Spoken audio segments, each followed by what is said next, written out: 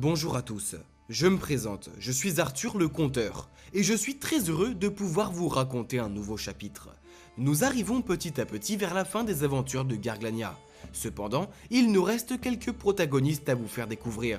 Comme précédemment, on vous invite à aller voir les chapitres de Prince et Princesse, Saphira et Jotis, avant de me laisser vous conter l'histoire tragique de la magicienne du château, Amy. Tout se passe presque 200 ans avant les péripéties que vous connaissez déjà. Amy n'est pas originaire de Garglania, et non, elle vient d'un univers parallèle.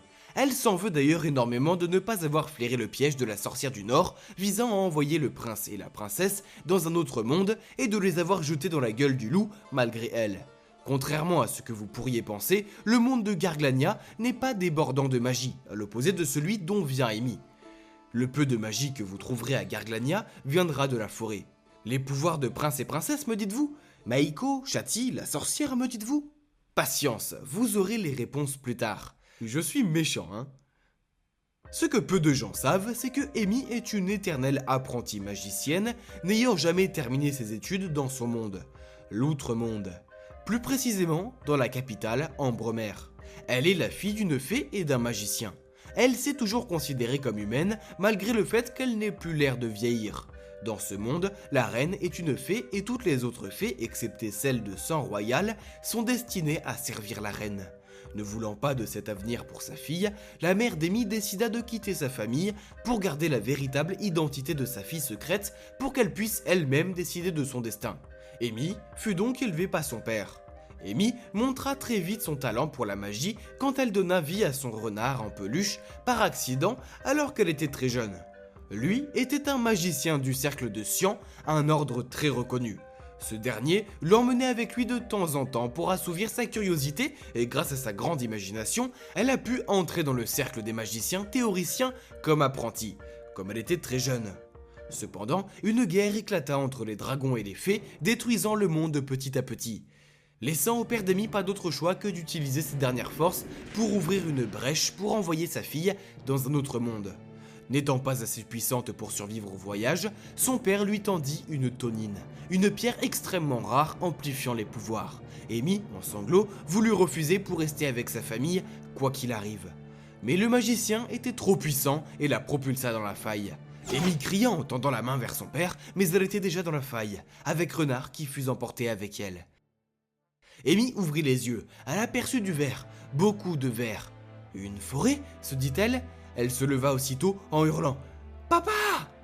Ce qui réveilla Renard qui était allongé un peu plus loin et rejoint aussitôt l'apprentie magicienne. Puis elle se laissa tomber à genoux, serrant dans ses mains la pierre recouverte de ses larmes, dernier souvenir de son foyer. Elle tira un fil de laine de sa grande écharpe pour attacher la pierre autour de son cou sous cette même écharpe pour ne jamais la perdre. Elle marcha plusieurs heures avant de comprendre que la forêt où elle se trouvait avait quelque chose, comme si elle se sentait observée sans pour autant se sentir menacée. « Qui est là ?»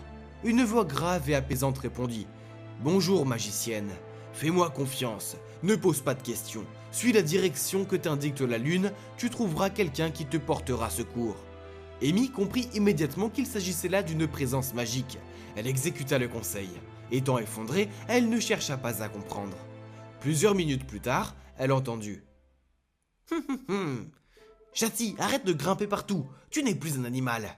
Amy se rapprocha et vit une créature magnifique sur une branche, une femme avec des oreilles, une queue de chat et une belle petite robe, qui la remarqua tout de suite et disparut comme par magie et réapparut inquiète derrière l'arbre. Devant l'arbre se trouvait dos à Amy une autre personne qui, surpris, se met à dire toujours amusée « Chati, enfin, elle a aussi peur que toi !» Elle se retourna vers Amy, et là, pour l'apprentie magicienne, le temps fut comme au ralenti tellement cette femme dégageait une aura de puissance et de bonté. Elle avait de longs cheveux gris, très pâles, qui semblaient comme flotter légèrement, vêtue d'une magnifique robe, aussi dont les tons blancs et gris, et le contraste était radical à la couleur de ses yeux bleus violets. Elle paraissait, malgré cette couleur, assez jeune. « Bonjour, Amy. » Amy écarquilla les yeux. Comment cette femme pouvait connaître son nom ? Comment pouvait-elle savoir qu'elle était là, à cet endroit précis, caché derrière elle? Certes, l'apprentie magicienne comprit immédiatement que ces deux femmes n'étaient pas humaines. Mais malgré sa petite expérience en magie, entre la forêt qui lui parle et ces deux nouvelles présences, Amy était perdue, totalement pétrifiée. Écoute-moi Amy, n'aie pas peur, nous allons t'aider. Je m'appelle Marine et je te présente Chatty, une amie très chère. La femme chat sortit rassurée de sa cachette pour regarder Amy avec compassion. Bienvenue à Garglania. Viens avec nous, rajouta Marine, en tendant sa main vers Amy. Amy fut conduite dans une belle chambre de château. Elle ne parla presque pas pendant des jours, mais grâce à la présence de Marine, de Chatty et de Renard, petit à petit cicatrisa de son traumatisme. Et c'est ainsi qu'Amy rejoint Garglania, car oui, Marine était la reine de ce royaume et Chatty sa conseillère. Malgré que la formation d'Amy ne fut jamais terminée, Marine l'a pris sous son aile et pendant près de 20 ans devint la magicienne du château, enseignant la magie de son monde aux curieux. Elle garde à tout jamais une blessure en son cœur, car elle ignore toujours si la guerre est finie, si les magiciens sont encore vivants, si les dragons ont vaincu les fées et s'ils ont pris le contrôle de l'outre-monde. Et voilà, j'espère que ce chapitre vous a plu et je sais que je vous fais vous poser de nouvelles questions sur la reine et sur Chatty, mais ne vous en inquiétez pas, dans la prochaine vidéo sur Garglania, vous allez en apprendre beaucoup plus avant le chapitre final. Je vous souhaite à tous de très belles aventures, à bientôt.